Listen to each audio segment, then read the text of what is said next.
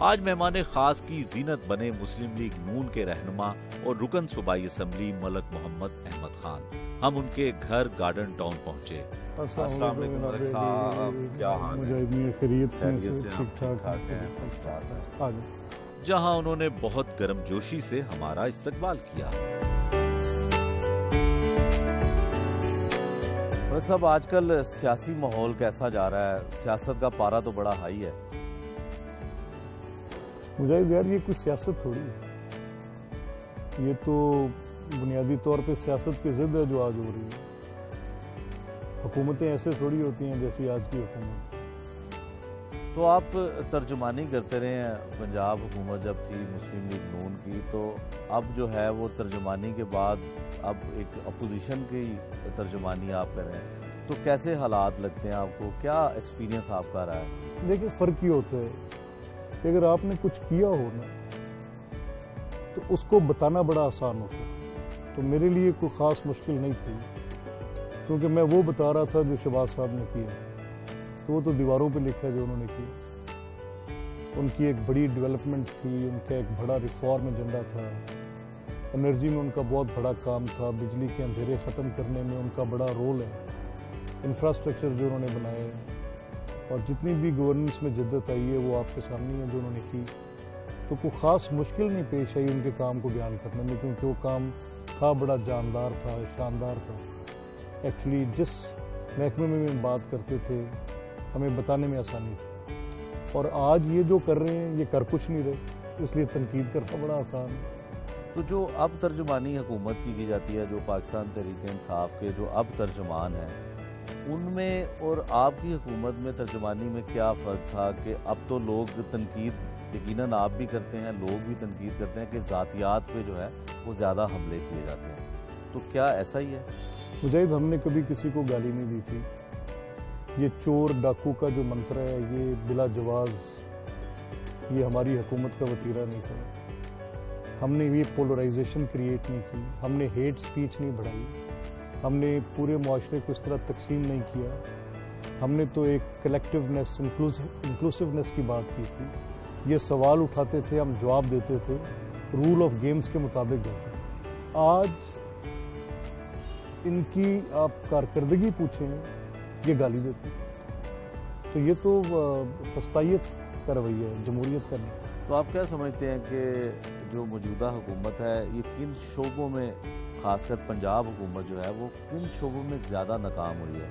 جیسے کسی دور میں ڈینگی کا وار ہوا تو شہباز شریف صاحب بھی اور تمام مسلم لیگ نون کی جو قیادت تھی اس طرف لگ گئی تھی۔ دیکھیں، یہ میں بات کو آپ نے کہا ڈینگی میں ان کا آپ نے دیکھا، یہ ایسی مشکل سے نمٹنے کے لیے ان کے پاس نہ صلاحیت ہے، نہ تیاری ہے، نہ ان کی پولیٹیکل ول ہے۔ لا اینڈ آرڈر بھی ان کا بیڈلی فیلڈ ہے، گورننس نام کی چیز کی نظر نہیں آتی۔ پولیٹیکل ڈیسیجنز کرنے کے لیے جس شخص کو بٹھایا ہے وہ ایگزیکٹو عام کے سامنے بونا ہے، وہ نہیں کر سکے گا۔ چیف منسٹر ایک کانسٹیٹیوشنل اسکیم ہوتی ہے، میں عثمان بزدار کی تصدیق نہیں کرنا چاہتا، لیکن یہ کوئی اپرینٹسشپ کا ٹائم تھوڑی تھا۔ Chief ministership is not apprenticeship. اگر آپ کے پاس ٹرینڈ بندہ نہیں تھا کہ جو کام کر سکے، تو آپ نے کیا تجربہ اور ہاتھ سیدھے کرنے کے لیے یہ گاڑی اس کے ہاتھ میں پکڑا دی، 12 کروڑ لوگوں کا اس کو ڈرائیور بنا دیا؟ ایسے نہیں ہوتا، یہ آپ نے غلط کیا۔ تو ملک صاحب، جو ان کی اتحادی جماعت ہے ان کے ساتھ بھی اختلافات سامنے آتے ہیں، اور سننے میں یہ آ رہا تھا کہ شاید نون لیگ کے ساتھ کوئی کافی کا اتحاد ہونے جا رہا ہے۔ مجاہد یار، ان کا وہ جو نظر آتا ہے نا کہ ان کے اختلاف ہوتے ہیں آپس میں یا کوئی بات ہوتی ہے، اس کا مسئلہ بھی یہ ہے کہ ایک طرف چودھری پرویز الہی ہے، اب میرا ان سے سیاسی اختلاف اپنی جگہ، لیکن ان کا سیاسی قد تو اپنی جگہ ہے نا۔ تو اگر عثمان بزدار بطور وزیر اعلیٰ ہوگا اور پرویز الہی بطور اسپیکر ہوں گے، تو ان دونوں میں فرق کیا ہوگا کہ سردار عثمان بزدار ہمیشہ چودھری پرویز الہی کے سامنے سیاسی طور پر تھوڑے کمپرومائز نظر آئیں گے۔ تو یہاں سے پھر وہ رفٹ سٹارٹ ہوتی ہے، لوگ دیکھتے ہیں کس طرف دیکھیں، پھر ایک پاور سینٹر گورنر ہاؤس میں کھلا بیٹھا ہے چوائس سرور، لوگ اس طرف دیکھ رہے ہیں، اور ایک عجیب دوبارہ سے 1985 کی برادری ازم والا رجحان پھر نظر آ رہا ہے ہمیں۔ پہلے جو بڑی مشکل سے ڈیموکریٹک پروسیسز کے ذریعے ٹورڈز پارٹی لائنز گیا تھا، تو پھر اب وہی روایتی سیاست کی ہمیں دوبارہ چیزیں نظر آ رہی ہیں۔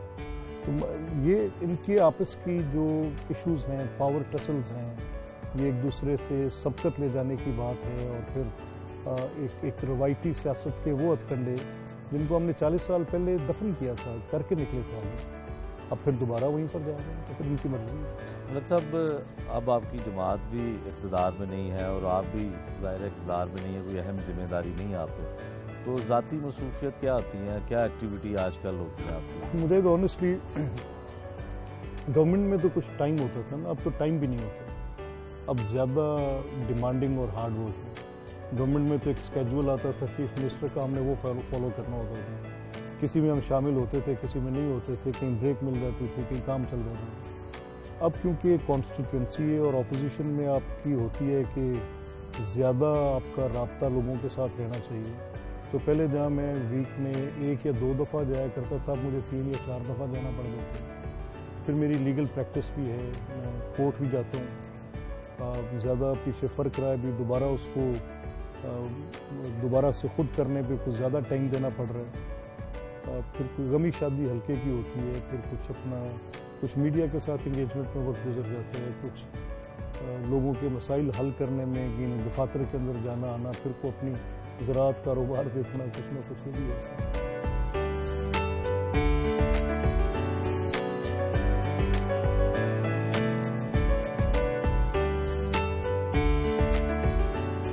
وہ ہمیں اپنے ڈرائنگ روم میں دوستوں سے ملوانے لے گئے، جہاں چائے کا بہترین انتظام تھا۔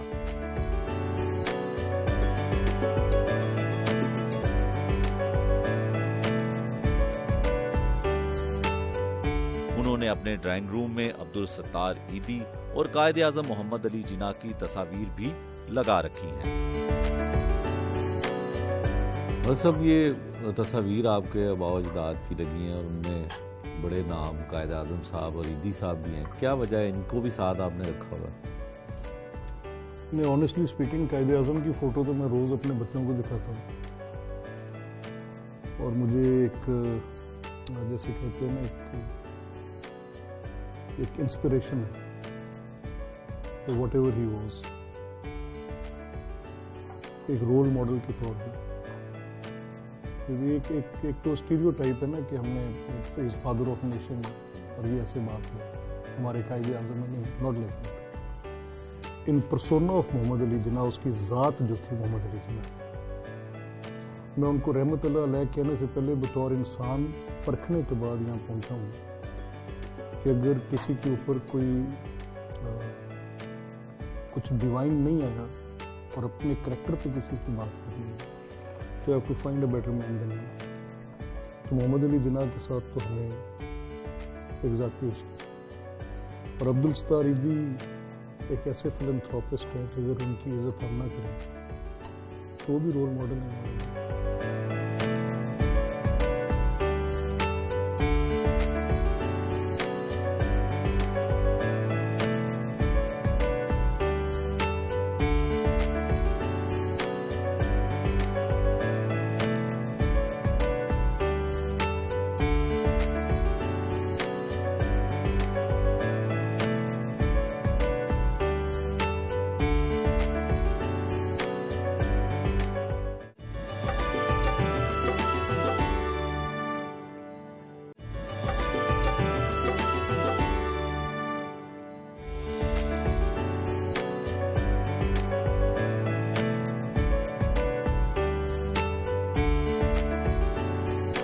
ملک صاحب، سیاست کے علاوہ ذاتی زندگی میں کیا مصروفیت ہوتی ہیں؟ بچوں کے بارے میں بتائیں کہ کیا کرتے ہیں، کتنے بچے ہیں؟ مجھے میرے 3 بیٹے ہیں، 3 بچے ہیں، اللہ کا شکر ہے، 2 بیٹے 1 بیٹی۔ بیٹا بڑا A لیولز کے ایگزامز دے رہا ہے، چھوٹا بیٹا O لیولز کے ایگزام دے رہا ہے، بیٹی میری انٹر کے ایگزامز دے رہی ہے۔ تینوں بچے جو ہیں اپنے اپنے اسکول کالج کے کام میں بزی رہتے ہیں سارا وقت، اور یہ OA لیولز کی، کیونکہ ہم تو خود میٹرک کیے ہوئے ہیں، تو ان کی کچھ زیادہ ہی اس طرح کی روٹینز ہیں کہ صبح بیٹا جو ہے وہ اسکول چلا جاتا ہے، تو وہاں سے واپس آ کے پھر ہی رنس ٹو ون اکیڈمی، پھر وہاں سے جاتا ہے دوسری جگہ پہ، پھر تیسری جگہ پہ. تو مجھے تو لگتا ہے جیسے وہ کسی ایک ڈرل ایکسرسائز میں ہے، ہارڈلی وہ اپنی اس روٹین میں بہت بزی ہے. تو آئی ٹرائی ٹو فائنڈ ہم سم ویئر، کہیں موقع مل جائے تو پکڑ کے بس پڑھائی شڑھائی کا پوچھتا ہوں. پھر جب موقع ملتا ہے spend good time with them. کوشش میری ہوتی ہے کہ میں آن اینڈ آف جب بھی وہ وقت مل سکے ان کو لے کر کہیں چلا جاؤں یا ان کے ساتھ جتنا زیادہ وقت گزر جائے اتنا بہتر ہے. تو آپ کے لباس کا انتخاب، آپ کے کھانے پینے کا خیال بیگم صاحبہ کرتی ہیں آپ کے لباس کا انتخاب؟ کھانے پینے کا تو کہہ لیں، لباس میں کیجول ہوں، جو سامنے پڑا ہو پہن لیتا ہوں. اور نارملی کوئی میری اتنی خاص چوائسیز نہیں ہیں. کچھ اوور ویٹ بھی ہو گیا ہوں تو بس سارٹ آف اپنا لباس تو خود ہی پہن لیتا ہوں جو پہننا ہو. زیادہ کھانے پینے کا وہ مہربانی کر دیتے ہیں. تو مطلب آپ کو میوزک میں دلچسپی ہے؟ کوئی گانا وانا سنتے ہیں یا خود گاتے ہیں؟ میں گا میں نہیں سکتا ہوں. میرے کارڈز ایسے ہیں کہ اگر میں نے کوشش بھی کی تو نہیں گا سکا. کچھ میرا ووکل بھرا ہے بہت زیادہ، تو ایک عجیب بھلی سی آواز نکلتی ہے. سننے کا بہت شوقین ہے. تو کن کو سنتے ہیں، کیا سنتے ہیں زیادہ؟ میرے فیوریٹ، مجھے بہت زیادہ اگر جو گانے کشور کمار کے گانے میں بہت سنتا ہوں. ان کے گانے میرے آلموسٹ ہر طرح کی ان کے گانے مجھے پسند ہیں. پھر اس کے بعد مجھے نصرت کے گانے بہت پسند ہیں، جو ان کی قوالیاں ہیں اور جو ان کے بعد میں ری مکسز میں آئے وہ آل ٹائم فیوریٹس ہیں، ہمیشہ سنتا رہتا ہوں. ان کی اوریجنل قوالی کا ورژن وہ واحد قوالی ہے جو بہت شوق سے سنی جا سکتی ہے. راحت بھی اسی لائن میں مجھے بہت پسند ہے. تو یہ بیسکلی میری غزلیں، پاکستانی غزلیں میں بہت سنتا ہوں. امانت علی خان میری از ون آف مائی، ان کی جو دو وہ ہیں غزلیں is one of my favourites. All type of music جو کانوں کو اچھا لگے. لیٹسٹ گانے بہت سن لیتا ہوں، شوق سے سن لیتا ہوں. کوئی انگلش کا اچھا گانا ہو وہ مجھے اچھا لگ جائے تو اچھا لگ جاتا ہے. دین آئی کیپ آن لسننگ. تو اداکاری، جو اداکار ہیں خاص کر ٹی وی پلیز میں یا فلموں کی، کوئی اداکارہ بھی پسند ہے آپ کو؟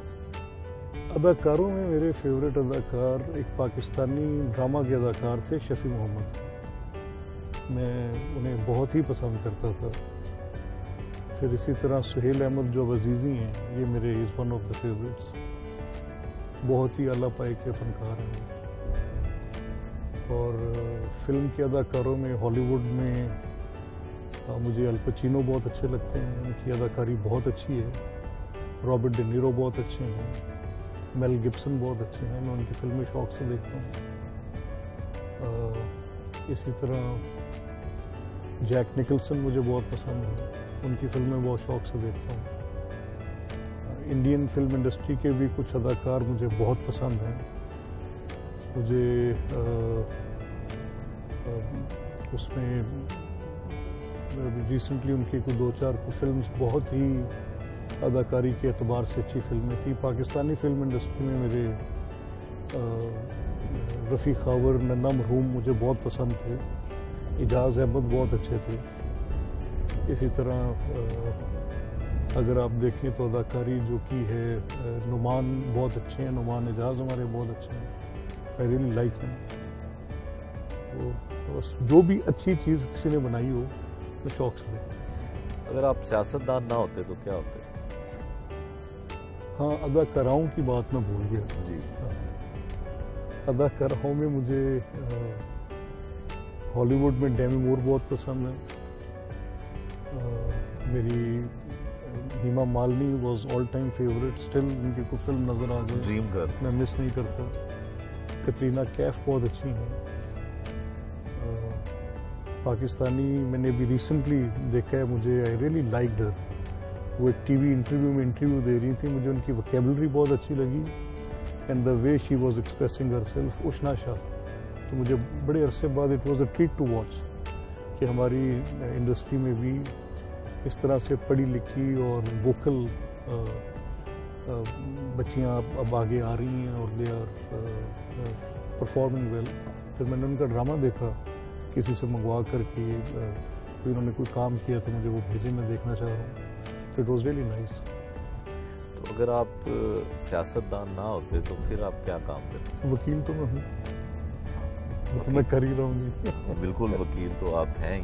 تو اس کے ساتھ گھر کا جو کچن ہے, جو اپنے اخراجات ہیں, سیاست میں تو پیسہ شاید ایسا نہیں آ سکتا, تو پھر کیسے سسٹم گھر کا کوئی کاروبار کرتے ہیں؟ مجھے یار میری زراعت ہے, میں جو مجھے میری کاشتکاری سے کچھ ملتا ہے اسی کے ساتھ میرا کچن بھی چلتا ہے اور اسی سے میری سیاست بھی چلتی ہے. میں وکالت جب کرتا ہوں تو میری اچھی پریکٹس ہے, اس میں بھی میرا کافی ابھی تو پچھلے 2-3 سال تو اتل رہا اس میں, تو سارا انحصار جو تھا وہ میری زراعت پہ ہی رہا. تو اللہ کا شکر ہے چل جاتا ہے نظام. صاحب جس شہر سے آپ کا تعلق ہے, جہاں سے آپ انتخابات جیتتے ہیں, اس شہر میں قصور میں اکثر ایسے معاملات ہوتے ہیں جو بڑا ایشو بنتا ہے, جیسے بچوں کے ساتھ زیادتی, بچیوں کے ساتھ زیادتی. کیا وجہ ہے, آپ وہاں پہ مقامی بھی ہیں, کہ یہ معاملہ قصور شہر سے کیوں اٹھتا ہے؟ اچھا مجاہد, آپ نے بڑا اچھا کیا کہ یہ بات آپ نے کی. دیکھیں, جو 2 واقعات ان پرٹیکولر میں سامنے رکھوں گا. ایک واقعہ تو ہے حسین خان والا کا, جس کو آپ نے بھی بڑا کور کیا, کرائم رپورٹنگ کر رہے تھے. تو حسین خان والا کا جب کیس تھا تو ہمیں تو کیونکہ لوکل نالج تھی, پتہ تھا کہ اس کا ٹوٹل میگنیٹیوڈ کیا ہے. ہمیں پتہ تھا کہ یہاں پہ پیسو ایکٹیو 3 یا 4 بچے ہیں, اور وہ ویڈیو کے 5 یا 6 کلپس ہیں اور سیم پیپل پر ہیں. اور اس کے پیچھے سٹوری کچھ اور تھی. سٹوری یہ تھی کہ وہ جو مرحوم اب فوت ہو گئے, وہ مبین غزنوی لڑکا جو تھا, وہ کوئی ایک لینڈ لینا چاہتا تھا. ایکچوئل اس کی موٹیو یہ تھی, اور اس کے لیے اس نے وہ سارا ایک کریٹ کیا, اور اس کے بعد اس نے اس کا میگنیٹیوڈ 282 بنا کر پیش کیا, جو انٹرنیشنل میڈیا پہ ہک ہو گیا. اب اگر ایک بندہ ایک ایویڈنس دے رہا ہے کہ یہ 4 یا 5 کے ایویڈنس ہیں اور نمبر کلیم کر رہے ہیں 282, تو وہ obviously it will create a panic. ایک پوری ایسی بات تو بن جائے گی کہ جس پر شور مچے گا, اور پھر وہ ایک ریٹ ریس سٹارٹ ہوگی. وہ ریٹ ریس کیا تھی کہ جتنی پاکستان کی پولیٹیکل پارٹیز تھیں, جب ان کو یہ خبر ملی کہ 200-300 بچوں کو اس طرح فلم کر لیا گیا, تو پھر سارے دوڑے وہاں پہ. وہ پھر اس کو ایک ہائپ بن گئی, اور وہ ایک انٹرنیشنل نیوز بن گئی, اور پھر چائلڈ پورنوگرافی کے حوالے سے دنیا کی ایجنسیز یہاں پر آ گئیں. لیکن ہوا یہ کہ اس کو غلط بنا کر اپنے اور کوئی مضمون مقاصد کی خاطر, تو جس سے بدنامی اس گاؤں کی ہوئی. کیا ہوئی, آج حسین خان والا کا نام, بچوں کے رشتے ٹوٹے, بچیوں کے رشتے ٹوٹے, بچیوں نے سوسائڈز کمٹ کرنے کی کوشش کی, اور وہ گاؤں ایک ایسے جیسے ہوتا ہے نا کہ ایک چھاپ لگ گئی اس کے اوپر. اور ان لوگوں نے کس کرب میں گزارا وقت, یہ ہمیں پتہ ہے. ہم بات کرتے رہے, بتانے کی کوشش کرتے رہے, لیکن وہ کیونکہ ایک انوائرمنٹ ایسی کریٹ ہوئی تھی, تو اس میں پھر آپ اس پہ حقیقت کو سامنے آتے وقت لگا. وہ سچ کیا تھا اس کو سامنے آنے میں وقت لگا. اچھا, اب یہ ایک امپورٹنٹ فیکٹر ہے کہ چائلڈ ابیوز ہماری سوسائٹی میں ہے. چائلڈ ابیوز بہت زیادہ ہے, ہر سطح پر ہے. اس کے خلاف یہ صرف زینب الرٹ بل کافی نہیں ہوگا, یہ اس کے لیے بہت کچھ حکومتوں کو کرنا پڑے گا. اس میں بچوں کے ساتھ استحصال اسکول میں ہو رہا ہے, بچوں کے ساتھ استحصال مدرسے میں ہو رہا ہے, بچوں کے ساتھ استحصال پلینگ فیلڈز میں ہو رہا ہے. ہمارے بچے genuinely prone to the lot of victimisation ہیں, جس میں بہت زیادتی ان کے ساتھ ہو رہی ہے. بات کرنے میں ٹیبو ہے, بات کرتے ہوئے لوگ ایک سوشل ٹیبو سامنے آ جاتا ہے کہ کیسے بات کریں اس کے اوپر. ایک کنزرویٹیونیس جو ہماری سوسائٹی کی ہے, ایک معاشرے کے جو ہم نے اصول طے کر لیے ہوئے ہیں, وہ اتنی بڑی بے اصولی پر ہم نے بنیاد ان کو کیا ہے کہ آپ ایک بچے کے ساتھ زیادتی ہو رہی ہے, اگر وہ اپنے پیرنٹس کو بتا رہے ہیں تو وہ کہہ رہے ہیں کہ حش اب چپ کر جا. اور پھر اگر سوسائٹی میں دیکھا یہ جا رہا ہے کہ جس بچے کے ساتھ وکٹم ہے اسی کو فردر وکٹمائز، اسے شیم کیا جا رہا ہے کہ یہ تیرے ساتھ ہی ایکٹ ہوا ہے. تو یہ مجاہد، یہ از سم تھنگ جو میری نسل کو تباہ کر رہا ہے، اور اس کے خلاف یہ حکومتیں جاگ نہیں رہیں. اس میں میری حکومت نہیں جاگی، اس میں آج کی حکومت نہیں جاگ رہی. اگر میڈیا نے غلط رپورٹ کیا تھا، 5 کیسوں کو 300 کر کے بتایا تھا، تو میں آواز اٹھاتا رہ گیا، شور مچاتا رہ گیا، میری بات کو سننے کو تیار نہیں تھا. لیکن آج سچ سامنے آیا، آپ نے خود رپورٹ کیا، آپ کے سامنے ہے، جے ٹی کی رپورٹ آپ کے سامنے، کورٹ میں کیس ہے، سب کے سامنے ہے. وہ زمین آج بھی وہیں پڑی ہے. اس شخص کا جو مبین تھا آج وہ اس دنیا میں نہیں رہا. اللہ جانتا ہے، مجھے نہیں پتا، لیکن جو میں نے سنا ہے، سن کے رونگٹے کھڑے ہوتے ہیں. اس کی بیماری کی کیفیت بعد میں اور جو صورتحال تھی اللہ جانتا ہے، مجھے نہیں، میں اس پہ کچھ کمنٹ نہیں کرنا چاہتا. لیکن کیونکہ آپ سے بہتر کسی کو پتہ نہیں ہے، you are the one who was actually reporting from the field. اسی طرح جب زینب کا کیس آیا تو زینب کے کیس میں ایک بالکل وہ ریئلٹی تھی. ایک پیڈو فائل تھا یہاں پر، ایک لیونیٹک تھا. اس لیونیٹک نے وہ 6 7 8 بچیوں کا یہاں پہ وہ مرڈرز ہوئے. وہ قصور شہر کے اندر ہوئے، جو حسین خاں والا سے صرف 15 کلومیٹر کے فاصلے پہ ہے. اور وہ ہم نے دیکھا، سب کچھ ہمارے سامنے تھا. اور وہ پھر وہ شخص پکڑا گیا. اس کو پکڑنے کے لیے جتنی بڑی ایفرٹ ہماری ایجنسیز نے، لا انفورسمنٹ ایجنسیز نے، پولیس نے، یہ مروت صاحب is a very good police officer, انہوں نے بڑی ہمت کی اس وقت، جو ایک پروگرام بنایا. پھر کیسے ڈور ٹو ڈور ایک پروسیس سٹارٹ کیا گیا، جس میں ڈی این اے شامل تھی، جس میں سرچنگ شامل تھی، جس میں پروفائلنگ شامل تھی، جس میں ڈیٹا بیس کی مدد لی گئی، نادرا کا ریکارڈ لیا گیا. ایک پرسن کو سرچ کر کے اس شخص کو پکڑا گیا. وہ ایسی پولیسنگ شاید ویسٹ کے موسٹ ماڈرنائزڈ پولیسز کے اندر بھی نہیں ہوتی جیسے یہاں پر کی گئی. بالکل ایسے اسی پیٹرن کو پھر فالو کیا گیا وہاں چونیا میں. لیکن یہ تو وہ 2 کیسز تھے جو پکڑے گئے. قصور فوکس میں آ چکا تھا پہلے کیس کی وجہ سے، حسین خاں والا کے وہ مس رپورٹڈ ایک ایونٹ کی وجہ سے. اور لیکن تھا تو صحیح، 3 یا 4 تھے تو صحیح. یہ تو میں انکار نہیں کرتا. یہ بدقسمتی ہے کہ یہ قصور کا تو آپ کے پاس رپورٹ ہو رہا ہے، لیکن کیا قصور کی حد سے باہر نکلیں گے تو جو رویہ کسی کا للیانی میں کانے میں مختلف ہوگا، جو کانے میں کسی کا رویہ ہے وہ شرک پور میں مختلف ہوگا، جو شرک پور میں رویہ کسی کا وہ جا کے کہیں کاموکی میں مختلف ہوگا. So it is all over. For goodness sake, مجھے، آپ کو، سوسائٹی کو، مدرسے کو، اسکول کو، ہمیں جاگنا ہوگا، ہمیں بات کرنی ہوگی، اویئرنیس دینی ہوگی. یہاں پہ آ جاتا ہے جی کہ کیا یہ سیکس ایجوکیشن ہے جو ہم دینے لگے. یہ سیکس ایجوکیشن نہیں ہے، یہ ان بچوں کو مولیسٹ ہونے سے بچانے کی ایجوکیشن ہے. یہ میں کسی ایک الٹریٹڈ شخص کی اس مس نارم پر کہ اس پہ بات نہیں کی جا سکتی، اس کے اس رجحان کی وجہ سے میں اس پہ چپ رہنے کو تیار نہیں ہوں. ابھی ہم اس پہ ایک بڑی افیکٹو، ایک بڑی کمپریہنسو، ایک بڑی ہم ایک ایفرٹ کر رہے ہیں، جس میں ہمیں اوبیسلی لاجسٹکس کی پرابلم ہے، جس میں ہمیں ایکسپرٹس کی پرابلم ہے، کچھ لوگوں کی اس میں مدد ہمیں شامل ہے، میڈیا کا بھی اس میں ایک رول ہے. لیکن ہم چاہ رہے ہیں کہ اس بل کو ہم پنجاب اسمبلی میں لے کر آئیں، جو اس کی جو ادر دین زینب الرٹ 8-10 پوائنٹس ہیں ان کے اوپر ایک کمپریہنسو پروونشل گورنمنٹ بھی اپنا رول پلے کرے.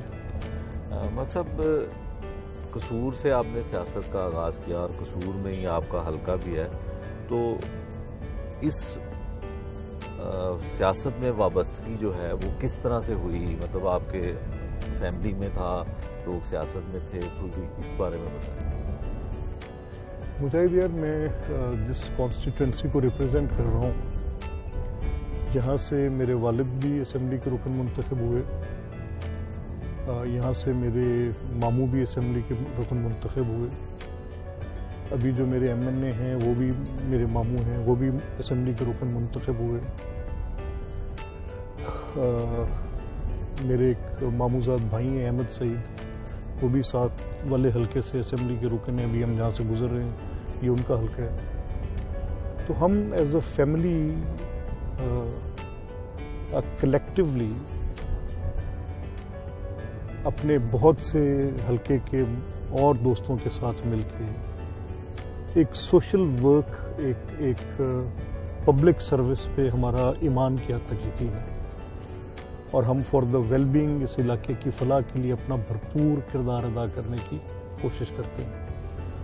نتیجتاً جب بھی ہم نے اپنے دوستوں کے ساتھ کوشش کی ہے کہ کسی الیکشن میں حصہ لیں، اس کے نتیجے میں اللہ تعالیٰ نے کامیابی دی۔ بعد ازاں حلقہ میں وزٹ کے لیے گئے جہاں چند سیاسی کارکن ان کے انتظار میں کھڑے تھے۔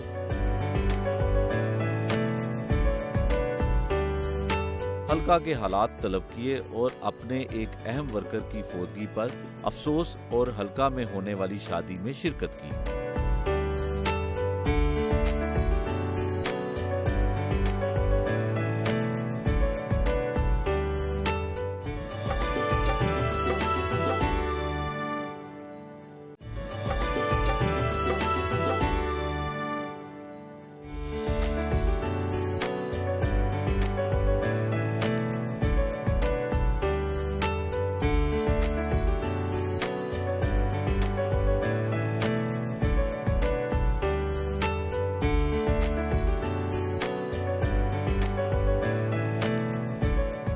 حلقوں میں لوگوں کے مسائل سنے اور اپنے گھر میں سیاسی کارکن کے ساتھ کھانا بھی کھایا۔ صاحب دیسی کھانے کے آپ شوقین لگتے ہیں، اور لاہور میں کھانا کس طرح کا پسند کرتے ہیں؟ مجھے یہ سالن روٹی جہاں مل جائے وہی مجھے سب سے پسند ہے۔ پاکستانی کھانے سب سے ہی اچھے ہیں، دنیا جہان کے کھانوں سے ان کا ذائقہ بہتر ہے۔ بہرحال کچھ بھی ہو، جو بھی ہو کھا لیتے ہیں، اتنا پرٹیکولر نہیں ہو کھانے کے بارے میں، جو سامنے وہ کھا لیا۔ کھانے میں آپ کو کچھ بھی پسند ہے، کچھ بھی کھا لیتے ہیں، تو کیا میٹھا آپ کا فیوریٹ ہے؟ میرا بالکل فیوریٹ ہے۔ میں میٹھے میں مجھے گلاب جامن بہت پسند ہے، بہت شوق سے کھاتا ہوں، اچھا بنا ہو اسے۔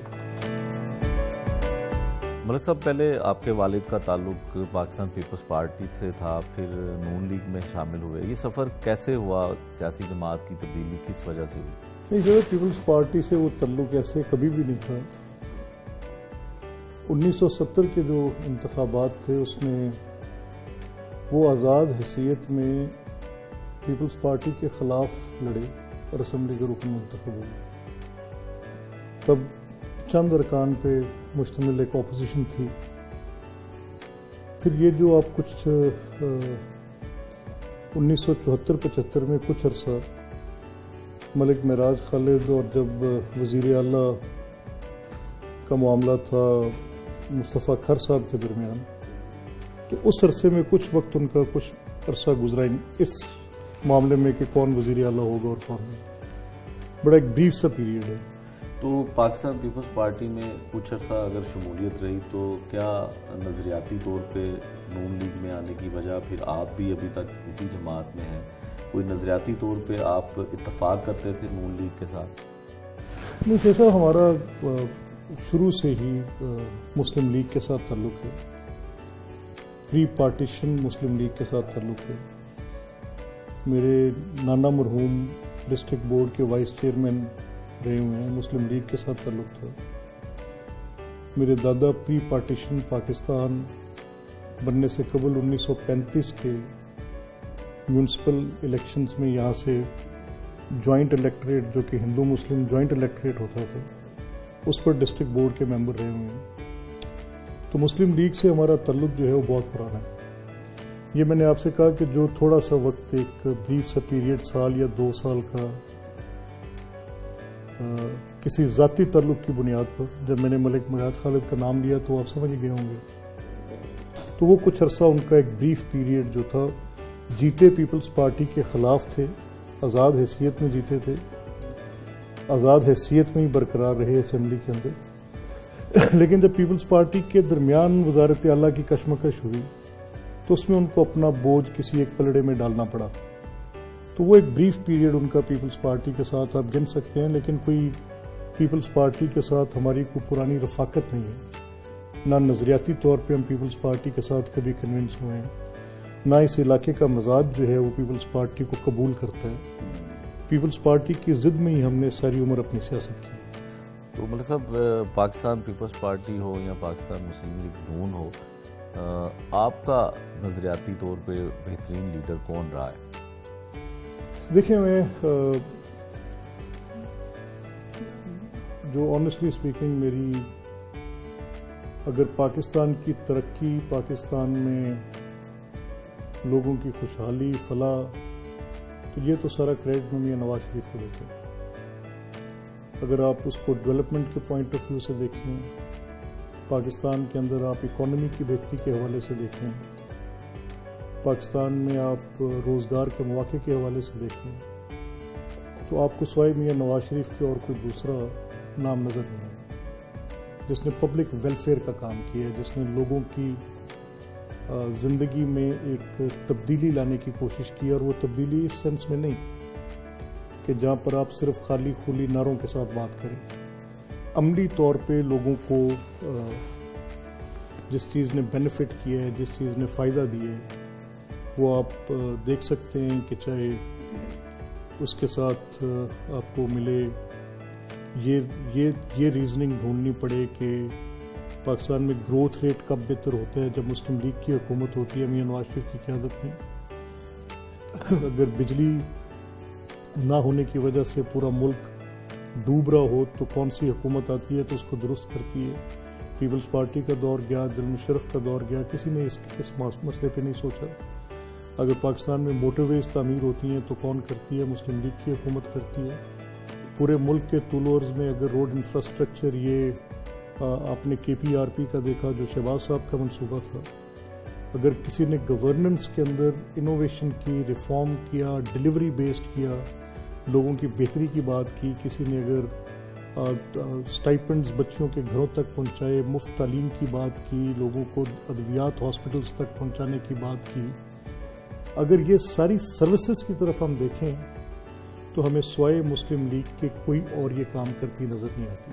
اور سب پاکستان تحریک انصاف نے ہمیشہ تنقید کی آپ کی حکومت پہ کہ پاکستان میں جتنی بھی، خاص کر پنجاب میں، پولیس کلچر جو ہے یہ کبھی تبدیل نہیں ہوا، پٹواری کلچر رہا، راج رہا ان کا. تو آپ کیا دیکھتے ہیں کہ تحریک انصاف نے جو پولیس ریفارمز کا، بالخصوص وزیر اعظم پاکستان نے جو پولیس ریفارمز کا نعرہ اور دعویٰ کیا تھا، اس میں کتنے کامیاب ہوئے؟ مجاہد، آپ نے رپورٹنگ میں ایک عرصہ گزارا، آپ کرائم بیٹ بھی کرتے رہے، پولیس کو جتنا قریب سے آپ نے دیکھا ہے، میں سمجھتا ہوں کہ آپ ہینڈز آن اس کو جانتے ہیں. ٹرسٹ می، میری بات کو آپ لکھ کے پاس رکھیں، یہ کوئی ریفارمز نہیں کر پائیں گے. اس کے لیے ایک پولیٹیکل ول ریکوائرڈ ہوتی ہے، اس کے لیے پولیٹیکل لائے کے ساتھ کام نہیں چلتا، ایک جھوٹ کے ساتھ بات نہیں بنتی. یہ جو KP میں ریفارمز کا کہہ رہے ہیں، انہوں نے کوئی ریفارمز نہیں کی. ریفارمز کے لیے پہلے ایک بجٹری پروویژن ہے، ایک بڑے پیسے ریکوائرڈ ہے. KP میں انہوں نے کوئی پیسے رکھے تھے؟ نہیں رکھے تھے. اگر KP میں پولیس کی کیپیسٹی انہانس کی تھی تو ANP کی گورنمنٹ نے کی تھی. ان کو پروفیشنلی اسکلفل کیا تھا تو ANP کی گورنمنٹ نے کیا تھا. ان کی ٹیکنیکل ٹریننگز بہتر ہوئی تھی تو ANP کی گورنمنٹ میں ہوئی تھی. اگر 80,000 کی پولیس فورس قائم کی گئی تھی تو ANP کی گورنمنٹ میں کی گئی تھی. اگر CTD کا قیام کیا گیا تھا تو ANP کی گورنمنٹ میں کیا گیا. یہ سارا کچھ تو میں نہیں کہہ رہا، یہ ان کے ایک ہوم سیکرٹری ہیں شوکت شاہ، یہ بھی آپ اپنے اس پہ سرف کر لیں، میں نکال دیتا ہوں آپ کو، ان کا آرٹیکل چھپا ہے جس پہ انہوں نے پوری تفصیل کے ساتھ بیان کی ہے. فیکٹس اینڈ فگرز بولتے ہیں. ایک فرق تھا صرف، وہ ناصر خان درانی کا تھا، اور نے کہا تھا کہ پولیٹیکل انٹرفیئرنس نہیں ہوگی، اور کیونکہ وہاں پر KP میں اوور اینڈ ابو وہ چاہتے تھے کہ جو وہاں پہ پرویز خٹک کی چیف منسٹرشپ ہے اس پولیس پر وہ امپیکٹ نہ آئے، اور سم ہاؤ نے عمران خان نے اپنا کنٹرول لیور وہاں پہ پرووائڈ کیا ہوا. تو اس نے کہا میں نے KP کی پولیس ریفارم کر دی. بھائی کیا تم نے KP کی پولیس ریفارم کی؟ سوائے جھوٹ کے اور کچھ کیا نہیں. اور وہی ماڈل جب یہاں ریپلیکیٹ کرنے کے لیے آئے پنجاب میں تو سب سے پہلے ناصر خان درانی نے استعفیٰ دیا. اس نے کہا کہ وہاں پر تو جو تھا ANP نے کیا ہوا اس کی بنیاد پر میں نے کچھ اس کو کنسولیڈیٹ کیا. لیکن ناصر خان درانی نے کیا موقف اختیار کیا؟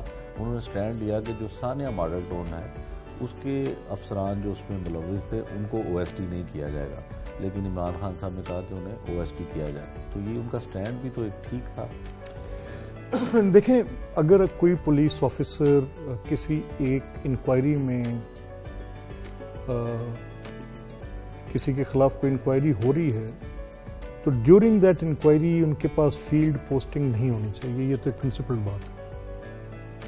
لیکن وہ جن کو کورٹ سے ایگزونریٹ کر دیں، جن کے اوپر انکوائری کمیشنز بیٹھیں اور ان کو ایگزونریٹ کر دیں، وہ جن کے خلاف کورٹ آف لاء میں کوئی ٹرائل میں ایویڈنس نہ ہو، وہ جن کے خلاف کوئی کیس اس طرح کا مقدمہ بن کے پہنچا نہ ہو کسی عدالت میں، تو ان کو صرف لائکنگ اور ڈس لائکنگ کی بنیاد پر نکال دیا جائے، عمران خان کی پسند ناپسند کے تابع پوری پنجاب کی پولیس کو کر دیا جائے۔ بدقسمتی سے آج ہوئی ہے، نہ صرف کہ پولیس اس کی پسند ناپسند کے تابع ہے، بلکہ اس نے پورے 12 کروڑ عوام کو ایک اپرینٹس شپ پہ بیٹھے شخص کے حوالے کر دیا، جس کو 3.5 سال گزرنے کے بعد، پونے 2 سال گزرنے کے بعد بھی پتہ نہیں چل رہا کہ وہ ڈرائیونگ سیٹ پہ اور 12 کروڑ عوام کی زندگیوں کے ساتھ کھیل رہا ہے۔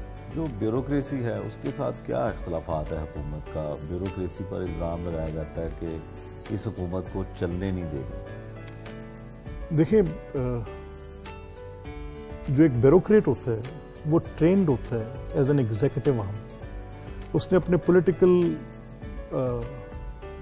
گورنمنٹ کے پولیٹیکل جو باسز ہوتے ہیں، لیٹس سے عرف عام میں آپ ایسے کہہ لیں، جو سیاسی قیادت صوبے کی ہوتی ہے یا ملک کی ہوتی ہے، ان کے احکامات ماننے ہوتے ہیں، یہ فیصلہ اب ان کا ہوتا ہے۔ آپ پولیٹیکل ڈیسیجن کرتے ہیں جس کو بیوروکریٹ امپلیمنٹ کرتا ہے، لیکن اگر پولیٹیکل ڈیسیجنز ہی ایسے ہوں جن کی بنیاد ہی سے ان کو نظر آ رہا ہو کہ یہ غلط بات کر رہے ہیں، اب فار ایگزامپل انرجی کے پروجیکٹس ہیں، اب یہ مجھے بھکی اپنی فل کیپیسٹی میں چلا کر دکھائیں، ان کو چاہیے ہوگا ہاتھیما، نہیں چلے گا ان کے بغیر، چلائیں ذرا۔ یہ مجھے اورنج لائن چلا کر دکھائیں، جب ان کو یہ نہیں پتا کہ اورنج لائن پہ 7 سال کا گریس پیریڈ ہے ٹو ری پے، جب ان کو یہ نہیں پتا کہ وہ پیسے کسی اور مد میں استعمال نہیں ہو سکتے تھے، وہ تو قرضہ تھا صرف ٹرین بنانے کے لیے، اور 7 سال تک 12 کروڑ 80 لاکھ روپیہ ڈیلی آپ نے سیو کرنا تھا in term of fuel, road transport کی آلٹرنیٹ پرووائڈ کرنے پہ، ٹائم بچانے پہ، اس کی فیزیبلٹی اسٹڈی تھی۔ اب اگر یہ باتیں حکومت کچھ اس طرح کے فیصلے کرے جو کہ ہوں ہی احمقانہ فیصلے، چیف منسٹر کو پتہ ہی نہ اس نے فیصلہ کیا کرنا ہے، پرائم منسٹر کو پتہ ہی نہ اس نے فیصلہ کیا کرنا ہے، اور ایک خواہش کر کے اظہار کر دیں کہ جی 50 کروڑ گھر بنا کر دیں، کیسے بنائیں وہ 50 کروڑ گھر؟ مجھے بتائیں ایگزیکٹو آرم کیسے امپلیمنٹ کرے گی؟ کیسے 1 کروڑ نوکری ایگزیکٹو آرم دے گی؟ کیسے گروتھ کے بغیر امپلائمنٹ دے گی ایگزیکٹو آرم؟ اگر پولیٹیکل باسز وہ فیصلے کریں جن کا کوئی ریئلٹی کے ساتھ کوئی ان کا کوئی چیک ہی نہ ہو، کوئی تعلق ہی نہ ہو، تو ایگزیکٹو آرم کیا کرے گی؟ بتائیں، کچھ نہیں کر سکتے۔ ملک صاحب، بلدیاتی انتخابات آ رہے ہیں تو نون لیگ کی کیا حکمت عملی ہے، کیا تیاریاں کر رہی ہیں؟ دیکھیں، ابھی تو ہم یہ سمجھ رہے ہیں مجاہد کہ یہ حکومت بلدیاتی انتخابات نہیں کرے گی، لیکن اگر بلدیاتی انتخابات ہوتے ہیں، یہ کرواتے ہیں، تو پھر یہ اتنی جرت نہیں کریں گے کہ پارٹی بیسڈ کروائیں، پھر یہ بھاگیں گے۔ پارٹی بیسڈ کروائیں گے تو ان کی ضمانتیں ضبط ہوں گی۔ آج جو پبلک سینٹیمنٹ ہے، میں کوئی خوش فہم آدمی نہیں یا سیاسی طور پر کوئی احمق نہیں، لیکن یہ جس حلقے میں بیٹھ کے نشان سے جائیں گے، ان کی ٹکٹ جو ہے وہ بنیادی طور پہ ایک نیگیٹو تصور کی جائے گی، جنہیں پنجابی جانے کو لمحہ منایا جائے گا، ٹکٹ لے کے جانتے سے منجی نہیں ملنی بہن۔ جو 2 سال میں انہوں نے حال کیا ہے، یہ کون سا الیکشن کہاں کروایا؟ انہوں نے کروانا ہی نہیں ہے، سوال ہی نہیں پیدا، مجھ سے لکھوا کے اپنی جیب میں ڈال کے لے جائیں، نزدیک نہیں جائیں گے بلدیاتی الیکشن کروانے۔ ملک صاحب، آپ کے والد سیاست میں رہے، پھر آپ سیاست میں آئے، تو آپ اپنے بچوں کو سیاسی طور پہ پروموٹ کریں گے یا آپ کی خواہش ہے کہ بچے بھی آپ کی سیاست میں آئیں؟ یار مجاہد، آنیسٹلی اسپیکنگ، اگر میں آپ سے یہ کہوں کہ میری خواہش ہوگی کہ وہ اپنی چوائس خود کریں، جو وہ کرنا چاہیں، میں نے تو آج تک کبھی ان کے سبجیکٹس نہیں خود چوز کیے، मैं तो बड़ा हार्डली उनसे उनके एग्ज़ाम्स के रिजल्ट्स पे बातचीत करता हूँ ज़्यादा। तो ये उनकी अपनी ख्वाहिश कोशिश होगी, अगर ये बड़ा मुश्किल काम है, आसान नहीं है। अगर हिम्मत है तो आ जाए, मुझे कोई इनकार नहीं होगा। मतलब जो इधर गांव की सियासत होती है वो शहर की सियासत से थोड़ी मुख्तलिफ होती है। तो जब आप अपोजिशन में होते हैं तो बहुत से लोगों के काम, जो ख्वाहिशात उनकी या उनकी तवक्कुआत होती हैं वो पूरी नहीं होती हैं। तो फिर इस मरहले को किस तरह से आप टैकल करते हैं? लोग गिले शिकवे तो करते होंगे? नहीं, उस बेसिकली मुझे जो वोटर है वो बहुत समझदार है। मेरे जिसने मुझे वोट दिए है वो इस वक्त गुस्से में है कि मेरी हुकूमत क्यों नहीं। उससे इस चीज़ से गर्ज नहीं है कि उसका जो मेरे मुतल्लिका काम था वो हो पा रहा है कि नहीं होगा। एक परसेंटेज होती है, वो हमेशा होती है, वो हर जगह होगी। लेकिन आज का वोटर अपने इंटरेस्ट को बखूबी पहचानता है, उसको वो जेलसली गार्ड करता है। अगर मैं कोताही बरतूंगा, बहैसियत हुकूमत अगर मैं कोताही बरतूंगा तो मुझे और तरह से पनिश करेगा। अगर बीइंग एन अपोजिशन मेंबर मैं उसकी उसको पता है कि ये इस वक्त मेरे किस काम का है, ट्रांसफर पोस्टिंग तो ये नहीं करवा सकता, नौकरी मुझे ये नहीं दे सकता, डेवलपमेंट ये मेरी नहीं करवा सकता, तो मेरे साथ उसका ताल्लुक जो है वो एक इंटरेक्टिव ताल्लुक है, जिसमें वो ज़्यादा से ज़्यादा मेरे साथ ये सलाह करता है कि इसको अपने काम को हम बेहतर कैसे करें, लोगों के साथ मेल जोल और कैसे बढ़े, अपने ग्रुप को मज़ीद मजबूत कैसे करें, मज़ीद वोट्स कैसे अट्रैक्ट करें। तो मेरी जो है इस वक्त वो हर किसी की, हर कॉन्स्टिट्यूंसी की ऑलमोस्ट यही डेमोग्राफी होती होगी, यही खदोखाल होंगे, इससे फ़र्क नहीं होगा। नॉर्मली यही है, क्योंकि वोटर जो है वो अपने इंटरेस्ट को बखूबी पहचानता है। मतलब एक ज़ाती सा आपसे सवाल है कि आप देखने में आपकी पर्सनैलिटी, शख्सियत जो है वो बड़ी कम वो लगती है, लेकिन सियासत में बड़ी बातों का ख्याल करना पड़ता है, बड़े सच्चे झूठे वादे करने पड़ते हैं, तो कैसे मैनेज करते हैं आप?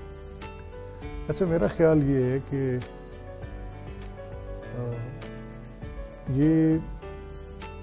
ये सब बिल्कुल एक इसका जो थंब रूल है वो आपकी अपने लोगों के साथ, अपने दोस्तों भाइयों के साथ, अपनी कॉन्स्टिट्यूंसी के साथ एक अनशैटर्ड कमिटमेंट है, एक रिजॉल्व है, एक ऐसा रिजॉल्व है कि आप उनके दुख दर्द में, गमी खुशी में समझें, and rest is history, then बाकी चीज़ें चल रही हैं।